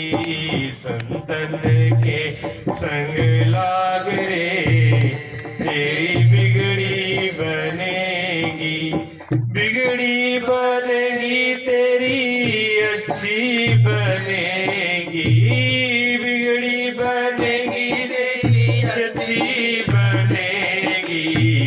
संतन के संग लाग रे, तेरी बिगड़ी बनेगी। संतन के संग लाग रे, तेरी बिगड़ी बनेगी। संतों का संग कर तेरी बिगड़ी बन जाएगी। तो कहते हैं किसी की बनी। किसी ने कहा महाराज आप तो कह रहे हो कि संतों के साथ बिगड़ जाती है, किसी की बनी है तो बता दो अभी तक। कहते हैं हाँ बनी, बता देंगे। क्या कह रहे हैं? गन्निका की बन गई, अजामिल की बन गई, गन्निका की बन गई, अजामिल की बन गई, गन्निका की बन गई, अजामिल की बन गई। सदना को खुले गयो भाग रे, तेरी बिगड़ी बनेगी। संतन के लाग रे, तेरी बिगड़ी बनेगी। बिगड़ी बनेगी तेरी अच्छी बनेगी, बिगड़ी बनेगी तेरी अच्छी बनेगी। संतन के संग लाग रे, तेरी अच्छी बनेगी। संतन के संग लाग रे, तेरी बिगड़ी बनेगी। बिगड़ी बनेगी तेरी बिगड़ी बनेगी, बिगड़ी बनेगी तेरी बिगड़ी बनेगी। संतों के संग तू लाग रे, तेरी बिगड़ी बनेगी। कहते हैं कितना मामूस, कहते हैं कि तुम कितने बिगड़े हो। कहते हैं कि मैं इतना बिगड़ा हूं जी, कभी कभी किसी बड़े का का हुआ नहीं करता, ऐसा बिगड़ा हूं। और कितना बिगड़ा है कि जी ऐसा बिगड़ा हूं, कभी कभी खेत का कहते हैं तो मैं बाजार में चला जाता हूँ। इतने बिगड़े हुए हो क्या? और क्या कभी कभी हुक्का भी पी लेता हूँ। अच्छा इसमें बिगड़े हो। तो कभी क्या करें, संतों ने कहा कि गन्निका जैसे तुम नहीं बिगड़े। गन्निका ने अपना धर्म ही छोड़ दिया और अजामिल क्या है, तुमने अगर बीड़ी पी ली, हुक्का पी लिया, बाजार चले गए, कभी किसी आज्ञा को उल्लंघन कर दिया तो कितना बड़ा तू पापी है। अरे अजामिल को देखो, जिसने लूटना तो था ही था, मार भी देता था। और जो कुकर्म दुनिया में नहीं करने होते, सबसे बुरे से बुरे कर्म उसने किए। लेकिन जब संतों का संग हुआ तो उसको भी वैकुंठ धाम मिल गया, उसको भी परमात्मा की शरण मिल गई। तो इतने बड़े तो पापी है मैं नहीं। गणका ने अपने सारे धर्म छोड़ दिए, माता पिता ससुराल पति को छोड़ करके, और अपने शरीर के सुख के लिए अपने शरीर को बेचने लगी बाजार में। लेकिन उसका भी भगवान ने जब संतों का संग हुआ, क्योंकि संत जा रहे थे, और मैं गणका ने देखा कि कितने सुंदर है, देखो कितना रूप। मैंने सुंदर तो बहुत देखे, बड़े बड़े पुरुषों को देखा, लेकिन ये कितना सुंदर है साधु, ये सन्यासी अगर मुझे अपना ले तो मेरा शरीर धन्य हो जाएगा। उन्होंने कहा महात्मा जी मैं आपको निमंत्रण देती हूँ, मेरे घर पे पधारो। उन्होंने कहा कोई बात नहीं, गुरुजी से पूछो पहले, गुरुजी आज्ञा देंगे तो तेरे निमंत्रण पर आ जाऊंगा। गए गुरुजी के पास, गुरुजी ने कहा बेटा कोई बात नहीं, चले जाओ। जब गए तो दूसरे शिष्यों ने कहा गुरुजी आपका भी दिमाग खराब हो गया, वो बेस्या है, वहां तो बिगड़ जाएगा, ये सन्यासी का धर्म भी बिगड़ जाएगा, साधु बिगड़ जाएगा। गुरुजी हंस दिए। गुरुजी कहते कोई बात नहीं, थोड़ी ख्याल से रखो, वो तो समय बताएगा कौन बिगड़ता है और कौन बनता है। और जब 1 महीने के बाद में लौट के आए तो बेस्या सन्यासीन हो गई, साधु के साथ साथ चल के वो भी अपनी बेस्यापने को भूल गई और परम पवित्र होकर के परमात्मा के धाम को पहुंच गई। ये है संतों का संग, जो बुरे से बुरे को भी अच्छा कर दे। गंगा जी में कोई चीज डाल दी जाए तो गंगा जी नाला नहीं बनती, गंगा जी नाला गंगा जी बन जाता, ये समर्थ है। तो संतन के संग लाग रे, तेरी बिगड़ी बनेगी। संतन के संग लाग रे, तेरी बिगड़ी बनेगी।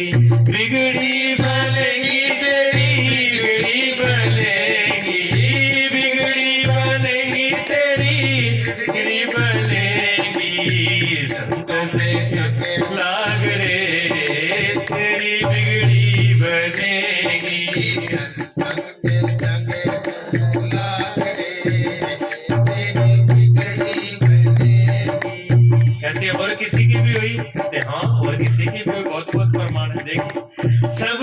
की बन गई, अहिल्या की बन गई, सबरी की बन गई, अहिल्या की बन गई, सबरी की बन गई, अहिल्या की बन गई।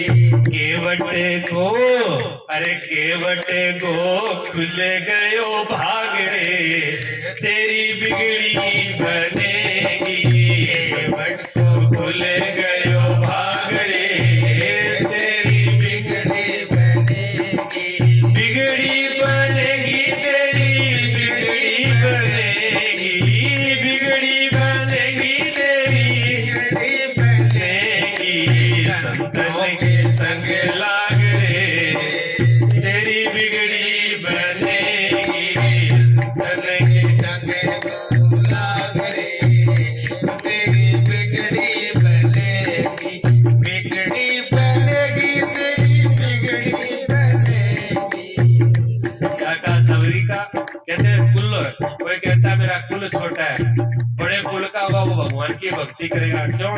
कोई ब्राह्मण हो, कोई ऊंचे कुल का हो, कोई क्षत्रिय हो, जिसने ऐसे कुल में जन्म लिया हो जिसके कुल का नाम कुलीनता में, पवित्रता में हो, और हम तो छोटे कुल में और अपवित्र कुल में पैदा हो गए, हमको भक्ति कहाँ मिलेगी? हमारे लिए भगवान का रास्ता कहाँ है? तो कहते हैं वो सबरी कौन से कुल में पैदा हुई थी? सबरी तो बिल्लों में पैदा हुई थी और अनपढ़ थी, कोई पढ़ा लिखा उसको कोई पता ही नहीं था, और राम नाम क्या होता है ये भी पता नहीं था। लेकिन क्या देखा उसने कि पिताजी मेरी शादी में इन जीवों की हत्या करेंगे, इतने जीव और मेरी शादी के लिए, मेरी खुशी के लिए हो रहा है, इन जीवों ऐसी शादी से तो मैं कुमारी ले लूं तो भी ठीक है।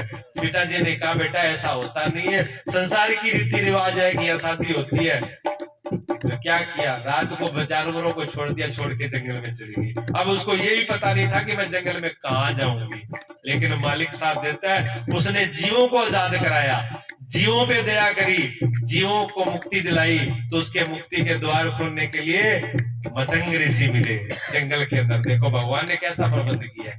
गुरु मिले मतंग ऋषि, देखा ये कन्या जंगल में कहां भटक रही है। उसने कहा बेटी आप कैसे हो? पूरा हाल बताया कि मैं ऐसे ऐसे करके आई हूँ। तो उन्होंने कहा कोई बात नहीं बेटी, तू मेरी शरण में आ गई है, मेरे तो जाने का समय हो चुका है, मैं जा रहा हूँ, लेकिन मैं तुझे एक मंत्र दे के जा रहा हूँ, इस कुटिया में रहना और यही राम का नाम लेना, स्वयं राम चल के तेरी कुटिया में आएंगे। और आए कि नहीं आए भाई? आए ना, और जूठे मेरे खाए। तो सबरी की बन गई और अहिल्या देखो पत्थर बन गई थी, वहां भी उतार हुआ। और केवट देखो कौन सा कुल था उनका, केवट भी साधारण व्यक्ति, पूरे कुल को नहीं पूरे 21 पीढ़ियों के पितर तक तर गए थे केवट के। जब भगवान के पैर पखारने लगे तो अकेले को ठोता में नहीं, सबको, पूरे परिवार को, रिश्तेदारों को और ले आए। और कहते अब क्या बचा है? क्या प्रभु अभी तो हमारे पितर भी तो बचे हैं, जब आप आए तो हमारे पूरे पितरों का और सबका उद्धार करते जाना, सबका उद्धार करवा दिया। ये है भक्तों की कहानी। तब भगवान जो है संतों के बस में रहते हैं, बनी ऐसे सखी बनी। संतन के संग लाग रे, तेरी बिगड़ी बनेगी, तेरे संग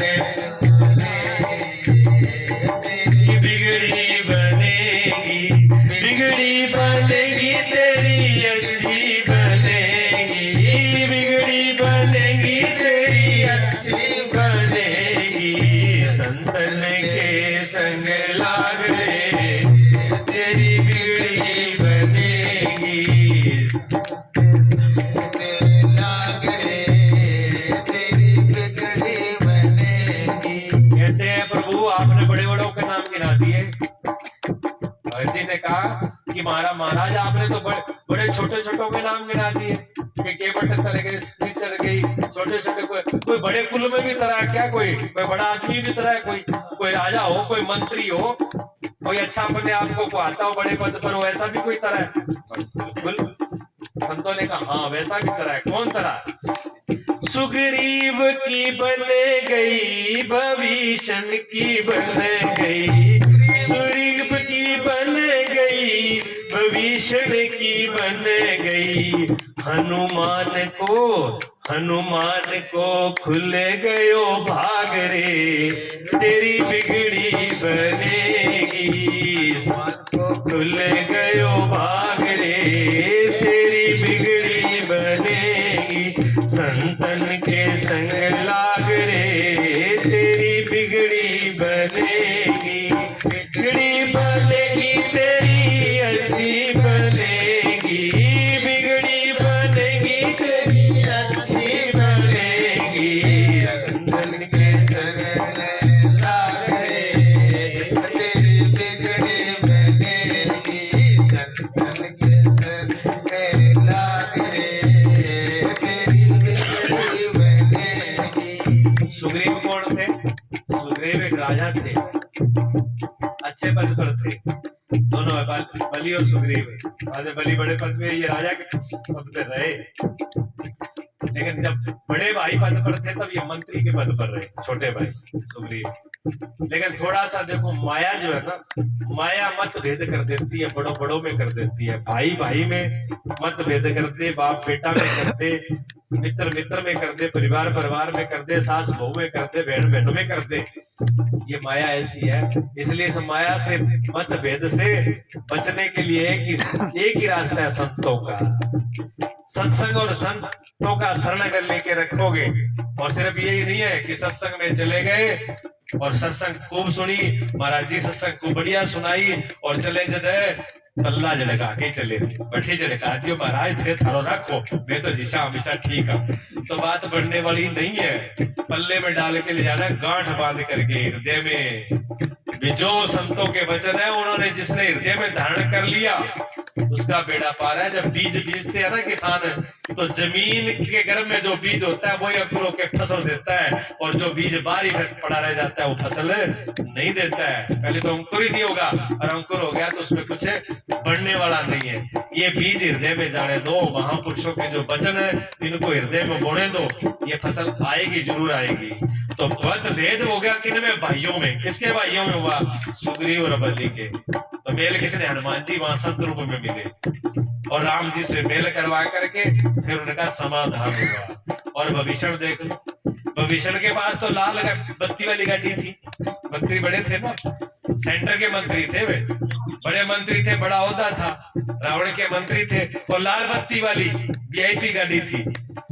लेकिन रावण ने, भाई ने जब अन्याय किया तो उन्होंने कहा भैया, क्योंकि वो सत्संग में बैठने वाले थे, भगवान के रास्ते में जाने वाले थे, उसने कहा भैया पूरे कुल का नाश हो जाएगा, अधर्म का रास्ता ना बनाओ।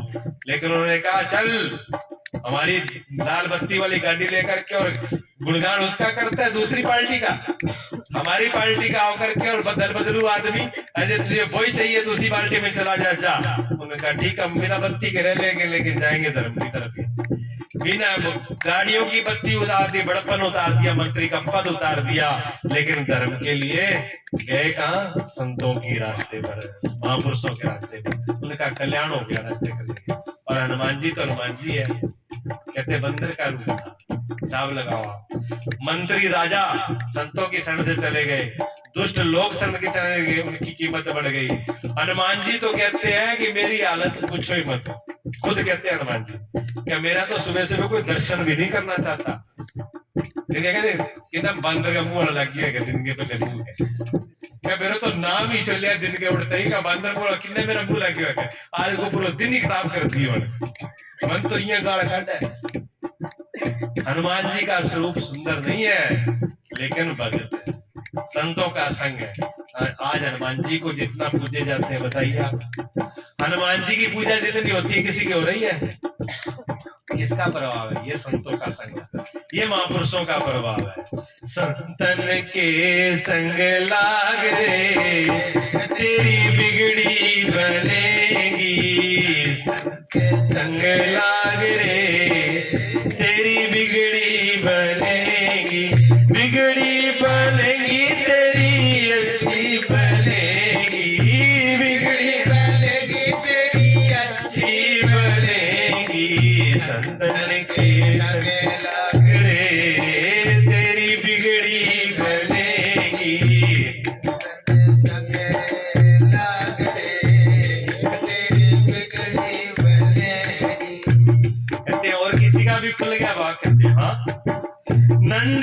बन गई, यशोदा की बन गई, नंद की बन गई यशोदा की बन गई, नंद की बन गई, यशोदा की बन गई, नंद की बन गई यशोदा की बन गई। गोपियन को खुल गयो भाग रे, बिगड़ी बनेगी, गोपियन को खुल गया भाग रे, तेरी बिगड़ी बनेगी, बिगड़ी बनेगी तेरी अच्छी बनेगी, बिगड़ी बनेगी तेरी अच्छी बनेगी। संतन के संग लाग रे, अच्छी बनेगी, संतन के संग लाग रे, बिगड़ी बनेगी। और क्या करे, पांडवन की बन गई, सुदामा की बन गई, पांडवों की बन गई, सुदामा की बन गई, पांडवों की बन गई, सुदामा की बन गई। द्रौपदी को खुल गयो भाग रे, तेरी बिगड़ी बनेगी, द्रौपदी को खुल गयो भाग रे, तेरी बिगड़ी बनेगी, बिगड़ी बनेगी तेरी अच्छी बनेगी, बिगड़ी बनेगी, बनेगी तेरी अच्छी बनेगी, संदन का संग लाग रे, तेरी बिगड़ी बनेगी। पांडवों की बन गई, किसकी बन? पांडवों का सब कुछ छीन लिया गया, लेकिन धर्म साथ में था, सत्य साथ में था, भगवान आगे पीछे रहते थे पांडवों के, ठीक है ना? द्रौपदी का देखो, द्रौपदी को कितना बड़ा, अगर माताओं को कोई समझना हो तो जिनके 5-5 पति गुरु राजा महाराजा सामने बैठ करके और उनका सम्मान रक्षा नहीं कर पाई, दुर्योधन दुष्ट अहंकारी दुशासन को कहता है बड़ी सभा के अंदर निस्वस्त्र कर दो, और किसी को रोकने की हिम्मत नहीं पड़ी, लेकिन संग द्रौपदी का सांवरिया कि तुम कोई नहीं बचाओ, मेरा सांवरिया मेरी रक्षा करेगा। सबकी आस छोड़ करके द्रौपदी ने जब भगवान का संग किया तो फिर क्या देर लगी, 10,000 हाथियों का बल रखने वाला दुशासन हार गया उस साड़ी से। साड़ी नहीं खिंच पाई, ये साड़ी है कि नारी, उसको ये समझ में नहीं आया कि ये साड़ी है कि नारी है कि साड़ी है कि नारी है, साड़ी नारी दिखी नहीं, साड़ी साड़ी हो गई, सब एक वस्त्र ही वस्त्र हो गया। पता है कि भगवान की लीला बड़ी अजब है, सत्य का रास्ता पर करते जो दुष्टों का रास्ता अपनाते हैं वो। कर्ण में कोई दोष नहीं था, कर्ण में कोई दोष नहीं था, कर्ण भी कुंती पुंडव पुत्र पांडव था, सबसे ज्येष्ठ सबसे बड़ा पुत्र, पांडवों का सबसे बड़ा भाई कर्ण था और बहुत बड़ा योद्धा था। और गुरु कौन थे कर्ण के? परशुराम जी, परशुराम जी जैसे जिनके गुरु थे, शस्त्र विद्या के नारी। लेकिन किसका साथ लिया? अधर्म का, असाधुओं का। साधु का संग नहीं लिया, दुर्योधन का संग लिया, साथ दुर्योधन का लिया। सबने समझाया छोड़ दो, भगवान युद्ध होने से पहले कर्ण को लेके जाते हैं एक बार जंगल में, और कर्ण खुद रथ लेकर के भगवान का, तो जब शांति दूत बन के आते हैं भगवान शांति दूत बन के आते हैं तो दुर्योधन शांति दूत की सब बात ठुकरा देता है, मैं किसी भी प्रकार से नहीं मानूंगा, इंद्रप्रस्थ तो दे ही नहीं सकता। उन्होंने कहा कोई बात नहीं, अब इंद्रप्रस्थ मत दो, 5 गांव दे दो, एक चक्का दे दो, एक भुन्ना दे दो, एक खारी और गोरियालो, यही दे दो। ना ना ना ना ना, मैं आप 5 गांव की बात कर रहे हो, सुई की नोक जितनी जगह नहीं दूंगा। बताइए दुर्योधन की बुद्धि कैसे भ्रष्ट थी। तो जब भगवान वापस जाने लगे तो कर्ण ने हाथ जोड़ के भगवान से कहा कि प्रभु मुझे बहुत अफसोस है, बड़ा दुख है कि आपकी बात को नहीं माना इसने, लेकिन मैं इसका ऋणी हूं, ये मेरा मित्र है, इसने खिलाया पिलाया, मैं कुछ बोल नहीं पाया, मैं सूझबूझ अपने को मान रहे थे, लेकिन मैं चाहता हूं कि आप मुझे थोड़ी सेवा दे, मैं आपकी सेवा करूं। क्या चाहते हो? क्या मैं थोड़ी देर आपका रथ चलाना चाहता हूँ। कोई बात नहीं, भगवान का रथ लेकर के राजधानी से इबादत करने जाते हैं। भगवान की लीला देखो, भगवान इतने में इतने द्रवद खुश हो जाते हैं, कर्ण को उतार करके कर्ण से पूछते हैं, कर्ण तूने कभी जिंदगी में सोचा कि तू कौन है? तू अभी तक अपने आप को छोटी जाति का सूत पुत्र और नाथ कोई नहीं मान रहा है। कभी तूने विचार किया भी कोई मेरी भी माँ होगी, मेरा भी कोई बाप होगा? कभी तुमने निर्णय किया करने का? ऐसा सोचा तो नहीं, लेकिन मैं इतना जरूर कहता हूँ कि जो भी मेरी माँ है वो बहुत अच्छी कुलवती और छत्राणी होगी, कोई ऐसी वैसी माँ नहीं होगी। इतना तो मुझे भरोसा है, क्योंकि मेरे जो खून है, मेरे अंदर जो खून है वो क्षत्रिय का है, वो किसी से ऐसा नहीं है और धर्म का है, इतना मुझे पता है। तो मेरे माँ बाप ऐसे बिना संस्कार वाले नहीं, इतना तो मुझे पता है। भगवान ने सारी बात खोल दी, पूरी दुनिया खोल दी कि तुम सबसे पांडवों के बड़े पुत्र कुंती के बेटे हो। कर्ण रोने लगा वहां पर। मैंने कहा भगवान, आपने मेरे सारे हथियार तोड़ दिए, मेरे सारे रास्ते बंद कर दिए। आज आपको पता है कि मैं पांडवों से युद्ध लड़ने के लिए मेरा निशाना वही था, लेकिन आज अब मैं अपने भाई को कैसे मारूंगा? ये आपने जानबूझ करके बोला है। भगवान ने कहा मैंने जानबूझ करके इसलिए नहीं बोला कि तू पांडवों को कैसे मारेगा, मैं इसलिए बोला हूं कि अभी भी तेरे रास्ते खुले हुए हैं, तू अधर्म का रास्ता छोड़ के मेरी तरफ आ जा, तू इंद्रप्रस्थ का राजा बना दूंगा तुझे। भगवान ने इतनी बड़ी बात की, लेकिन दुर्योधन ने कहा, वो कर्ण ने कहा कि नहीं प्रभु, मैं अब उसका धर्म का रास्ता छोड़ नहीं सकता। देख लो, भगवान ने आखिर तक उसको कहा कि धर्म तो हमें ये सोच लेना चाहिए, ठीक है किसी का कर्जा, किसी का ऋण है हमारे ऊपर, तो उसका हमें उधार देना है, उसका पूरा करना ये हमारा कर्तव्य है। लेकिन ऋण और कर्जे का मतलब ये नहीं है कि हम अधर्म का साथ दें, नहीं देना चाहिए। भगवान ने ये बात स्पष्ट कर दी और उसी मौत कर्ण मारा गया। देखो दूसरे कौन थे? भीष्म पितामह। भीष्म पितामह किसी का बुरा नहीं किया था, देखो, लेकिन एक अपनी प्रतिज्ञा पर वचन में बंध गई, मेरी प्रतिज्ञा की मैं इस गद्दी की रक्षा करूंगा। जब ये बात विदुर जी को बोली, विदुर जी को जब ठुकराया, विदुर जी की बात राजधानी के अंदर नहीं मानी गई, भगवान का अपमान हुआ, तो विदुर जी ने भीष्म पितामह से कहा, पितामह अब मैं हाथ जोड़ करके आपसे क्षमा मांगने आया हूं और मैं इस राजधानी के त्याग करके जा रहा हूं। तो भीष्म पितामह रो पड़े। भीष्म पितामह ने कहा, विदुर तुम सौभाग्यशाली हो, जो तुम्हें त्यागने के लिए कुछ तो तुम्हारे पास है, मेरे पास तो त्यागने के लिए भी कुछ नहीं है। किसको छोड़ू? तो छोड़ के तो जा सकता है। हम लोगों की हालत ऐसी है भीष्म पितामह की तरह कि हम छोड़ दंदल में फंसे हैं, दुख में फंसे हैं, पीड़ा में फंसे हैं। हमको पता है कि हमको ये दुख दे रहा है, पीड़ा दे रहा है, लेकिन हम उसको छोड़ नहीं रहे। उसके छोड़ने का भी हमारे पास ताकत नहीं है, हम अलग भी नहीं हो पा रहे हैं, हमारी हालत ऐसी है। तो फिर विदुर जी ने एक बात बहुत खरी कही, उन्होंने कहा, पितामह आप भी त्याग सकते हो, मेरी बात ध्यान से सुनो, मैं मंत्री हूँ, विदुर हूँ, विदुर नीति आज भी मान्य है, मैं सत्य ही बोलूंगा चाहे आप मेरे से बड़े हो। ये भी मैंने बड़े भाई से कही, ये आपसे कह रहा हूं, आप भी ये प्रतिज्ञा किस लिए करके बैठे हो? इस गद्दी के लिए। जब दुर्योधन का साथ दोगे तो फिर ये गद्दी बचने वाली नहीं है। तो आपको दिख नहीं रहा कि गद्दी कैसे बचेगी? गद्दी भगवान के साथ से बचेगी। ऐसा बदल लो आज भी। लेकिन भीष्म पितामह नहीं कर पाए कि मैंने इसका नमक खाया है मेरे खून, और वो नमक वाला खून जब अर्जुन ने वो बाणों के द्वारा युद्ध में निकाला, तब बुद्धि सही हुई, तब भगवान के आगे हाथ जोड़ करके वही भीष्म पितामह आज दिन चुकता हुआ है।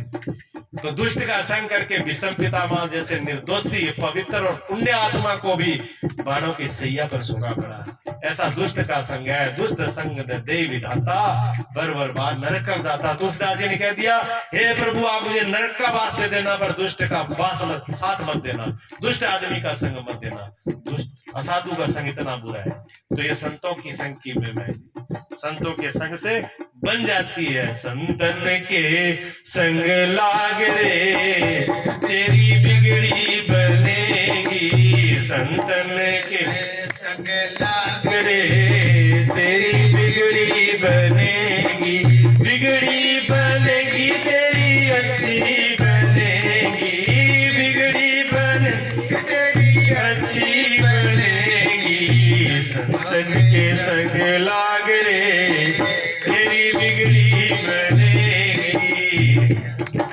संग लाग रे तेरी बिगड़ी बनेगी। और किसकी बन गई?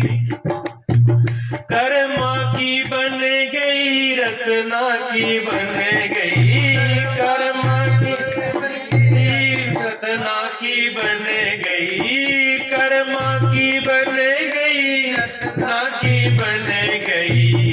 मीरा जी को मीरा जी को खुल गयो भाग रे, तेरी बिगड़ी बनेगी। मीरा का खुल गया भाग रे, तेरी बिगड़ी बनेगी, संतन के संग लाग रे, तेरी बिगड़ी बनेगी, तेरी अच्छी बनेगी, बिगड़ी बनेगी, तेरी अच्छी बनेगी। संतन के संग लाग रे, तेरी बिगड़ी बनेगी। तुलसी की बन गई, कबीरा की बन गई, तुलसी की बन गई, मीरा की बन गई। मेरी बन गई, तेरी बन गई, मेरी बन गई, तेरी भी बन गई। अरे मेरो तो खुले गयो भाग रे, संतन के संग लाग रे, मेरो तो खुले गयो भाग रे, तेरी बिगड़ी बनेगी। मेरो तो खुल गयो भाग रे, मैं संतन के संग लाग रे। हकीकत बात है, बनावटी बात नहीं है। शास्त्रों की बात तो जो है ना प्रमाणित है, पुराणों में लिखा है। कभी मीरा हुई, कब कबीर हुए, कब नानक देव जी हुए, कब तुलसीदास जी हुए, कब सबरी हुई, कब अहिल्या हुई। ये तो बात पीछे की है, हम अपनी कह रहे हैं। अगर संतों का संग ना होता, गुरुओं का संग ना होता तो बनती ये स्टेज थोड़ी आती ना। घास खोदते होते कहीं सही बात। और किसी नाले में पड़े होते तो पता नहीं होता कब प्राण निकल गए। ना धूप का, ना छाया का, ना अच्छाई का, ना बुराई का, ना धर्म का, ना कर्म का, ना अच्छे का, ना बुरे का, कुछ भी पता नहीं होता। आज राजा, आज उस दास से, उस नौकर से, उस कीड़े से, कीट न जाने भृंग को गुरु कर ले आप समान। जो कीड़ा है वो भृंग को नहीं जानता, लेकिन गुरु अपना रूप कर देते हैं। जो वो नाले के कीड़े विषयों भोगों में पड़े हुए थे, वहां से उठाकर राजा नहीं महाराजा बना दिया। कहां से कहां पहुंचा दिया? किसने पहुंचाया? गुरुओं ने, संतों ने पहुंचाया। ये हमारे जीवन का प्रमाण है, हकीकत है। ये बनावटी बातें नहीं है, एक एक लेख प्रमाणित है। और जिसकी बनी उन्हीं से बनी। इसलिए कोई ये ना समझे कि जी भजन बना दिया, गा दिया, कह दिया कण देखी मीरा, कण देखी कबीर। नहीं बना जिसका भी किसी महापुरुष की वाणी अन्यथा नहीं है। परम सत्य है, परम सत्य है, परम सत्य है। महापुरुषों की वाणी से अलावा कोई सत्य है ही नहीं। कोई इस दुनिया में सत्य है तो वही है जिसकी, क्यों क्यों सत्य है? महापुरुषों की वाणी सत्य से आती है। महापुरुष नहीं बोलते। कबीर साहब थोड़ी बोले ना कबीर साहब बोले, ना गौतम बुद्ध बोले, ना महावीर बोले, ना वाणी तो वह सत्य से आई। वेद इसलिए तो वेद की वाणी परमात्मा की वाणी है। गीता जो भगवान की वाणी उतरी हुई है, वो तो वहां खो जाता है। जिसको हम देख रहे हैं वो तो है ही नहीं वहां पे। कबीर तो जा चुके। जो कबीर पैदा हुए वो नहीं है। जो गौतम बुद्ध पैदा, वो राजकुमार थोड़ी है ना, राजा तो कब का मर चुका। उसमें तो कोई दिव्यता पैदा हो गई, और वो दिव्यता से वाणी आ रही है, वो सत्य से आ रही है। इसलिए सत्य ही है। एक ओंकार सतनाम, एक ओंकार सतनाम करता सतपुरुष, वही सतपुरुष है, सत से आई है। इसलिए उसी की शरण, उसी की रात दिन जब संतों का संग मिल जाए खूब करो, जैसा संग मिल जाए खूब करो, खूब भजन, खूब सत्संग, खूब जीवन, खूब इस जीवन का आनंद लो। ये कीड़े मकोड़ों की तरह पैदा होकर मर जाने के लिए नहीं है। ये भाग दौड़े पशुओं के लिए भागने के लिए नहीं है। मानस जोड़ी दुर्लभ है, अति दुर्लभ है संग उनका। ये दोनों चीज आपको उपलब्ध है। आप धन्य, आप धन्य। बार बार आपके बैठे अंदर परमात्मा को प्रणाम। बोलिए सच्चिदानंद भगवान की। ठीक है, कुछ और बोलना है? बोलो जी, कर दो बंद।